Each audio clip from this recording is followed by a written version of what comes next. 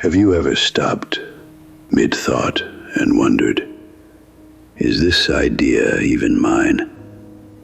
Or was it planted in me by my upbringing, the algorithm, the invisible pressures of the world around me?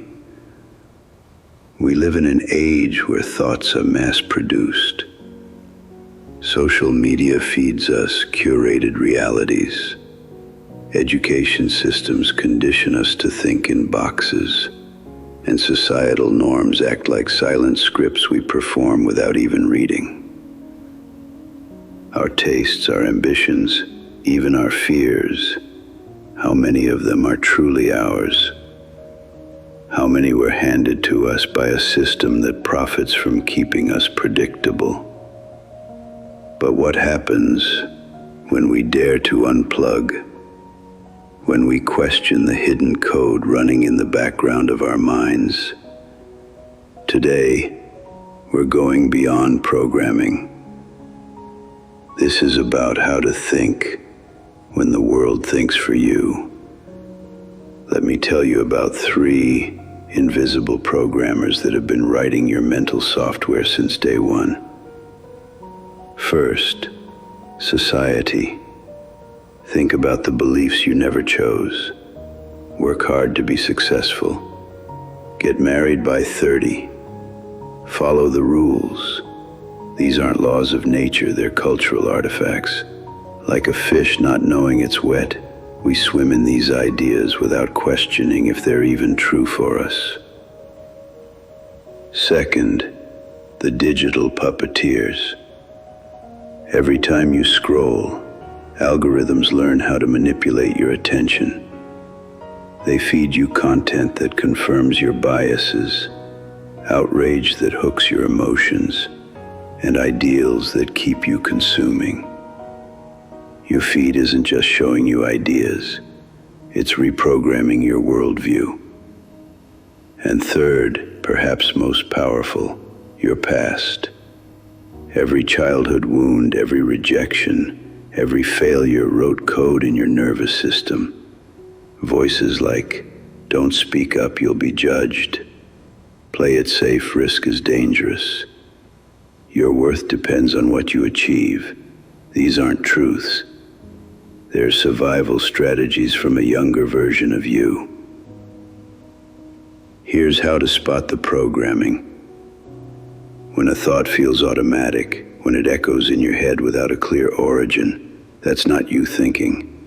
That's the code running. Try this now. Think of one belief you hold about success. Ask, did I choose this or was it given to me?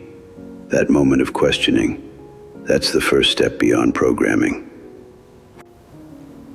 Now we arrive at the most important question. How do we actually think for ourselves? It's not about rejecting all programming. That's impossible. It's about becoming conscious coders of our own minds. First, create mental white space. Meditation isn't just relaxation, it's hacking the system.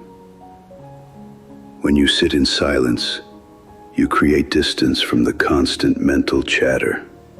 In that space, you can finally hear your own voice. Second, practice sacred curiosity. Start questioning everything, especially what feels unquestionable. Why do I believe this? What evidence do I actually have? Does this align with my lived experience? Treat your mind like a courtroom and make every belief prove its validity. Third, the body test. Real truth resonates in your nervous system. Next time you're faced with a decision, stop and feel. Does this thought make me contract or expand? Does it feel like fear or freedom? Your body knows before your mind does. Here's the ultimate test. A thought that's truly yours will survive 3 fires. Logic, does this make sense? Experience, has this proven true in my life? and inner peace? Does this bring me closer to wholeness? If it passes all three, that's your truth. We began by imagining your mind as a canvas. Now I want you to see it differently, not as a painting, but as a living, breathing ecosystem. Some plants were seeded by others, yes, but you get to tend the garden. You decide what to water, what to prune, what new seeds to plant. Thinking for yourself isn't about certainty, it's about sovereignty. It's saying, I may not have all the answers, but I'll be damned if I don't ask my own questions. So as we close, I leave you with this. Today, identify one thought, just one, that you've inherited without consent. Hold it in your hands, examine it, and then ask the most revolutionary question of all.